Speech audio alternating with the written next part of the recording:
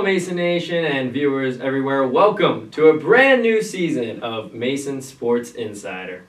For those of you who don't know what Mason Sports Insider is, we're here to provide important updates on the various Division I sports teams here at George Mason University. So if it has to do with Mason Athletics, we'll be ready to report it. I'm Dan Ward, your lead host for this year's season. Sit back, relax, and enjoy the ride, and hopefully we'll be able to make it worth your while. So without any further introduction, let's get into what you're here for. We already have some action to get caught up on, so let's get you to it.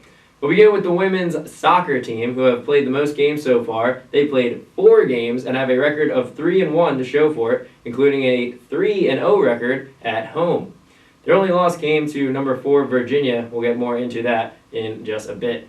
Their home and season opener was before most of us were even back on campus on August 19th against Old Dominion. They registered a 2-1 win over Old Dominion thanks to goals by junior Abby Downey and senior Alex Myers, whose goal was the eventual game winner. They then hit the road for a game against the number 4 team in the nation, the Virginia Cavaliers, but they were shut out 2-0.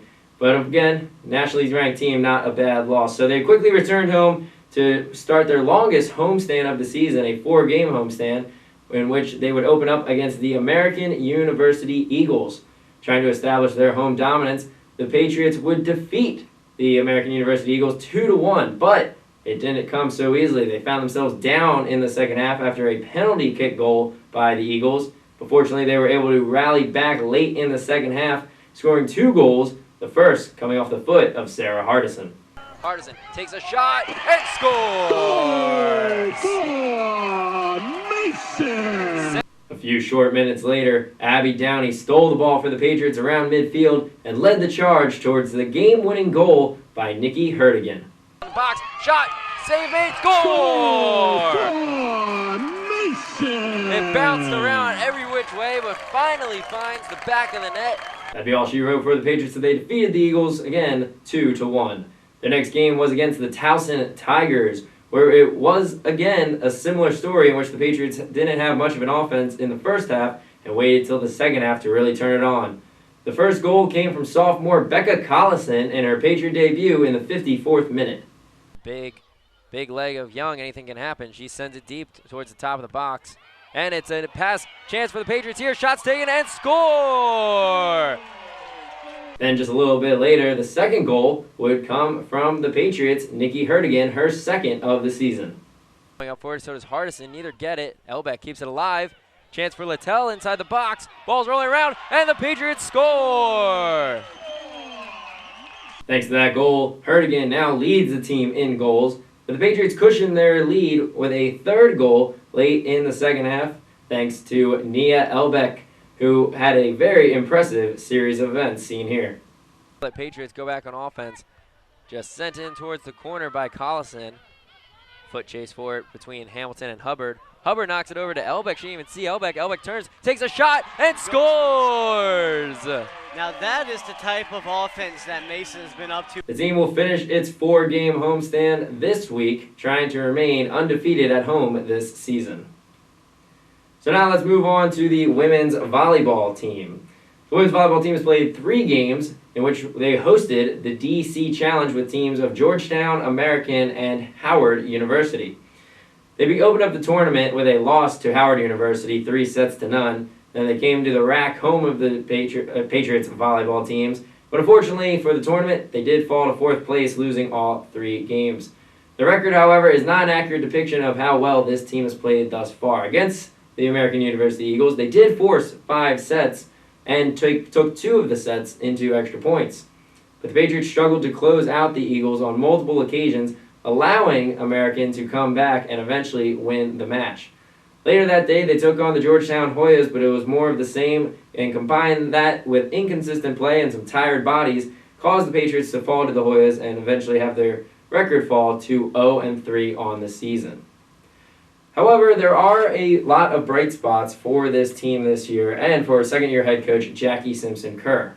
The first 2 bright spots are the freshmen, specifically standouts Michaela Wells and Bailey Williams, who both were very impressive in the DC Challenge. Wells leads the team so far this season with 38 kills, and Williams was able to take advantage of her playing time, playing very well both sides of the ball. Defensively, she was digging balls throughout the game. Offensively, she's been very productive and very strong outside hitter. So Bailey Williams and Michaela Wells have been two pleasant surprises for the Patriots, and they look to continue their success throughout this season. Meanwhile, Jordan Glass, who didn't play a ton of games last season, has already made vast improvements and huge strides since last year. She is second on the team with 31 kills, playing very well, and that makes for a very strong trio of Williams, Wells, and Glass as outside hitters. Meanwhile, senior leader Tiffany Clark, who many expected to lead the team in kills this season after being third on the team just a season ago, she is currently third with 28 kills, and she has been a very solid player for the team, really showing her senior leadership thus far. So now the team will hit the road for a couple of away tournaments, looking to get that coveted first win of the season. And last, but certainly not least, we go to the men's soccer team, who has played the fewest amounts of games this season, just recently beginning with a road game against American University. They opened up away at American University, and unfortunately they fell to the Eagles 2-1. So they're currently sitting at a record of 0-1. The lone goal in that game came from senior Daniel Hoffman, while Stefan Kraus, the goalkeeper for the Patriots, made 9 saves while in goal. So you'll get your first chance at seeing this men's soccer team this Saturday while they will come home for their home opener. Cross country and women's tennis, two other fall sports, haven't opened up their season. They will open up their season within the next couple of weeks, so we will make sure to cover them for you when that begins. And finally, as I mentioned, there are some games for you to check out this week. Your opportunity to see these teams live in action and get a little better understanding of what I'm talking about. 3 games this week, as the women's volleyball team will be away, so you won't be able to check out them. All soccer games this weekend. We'll begin with Thursday. The women's soccer team, they will take on Howard University at 7 o'clock. And then you'll be able to see the women's team again on Sunday for a 12:30 afternoon game. They will be taking on Oklahoma in that one.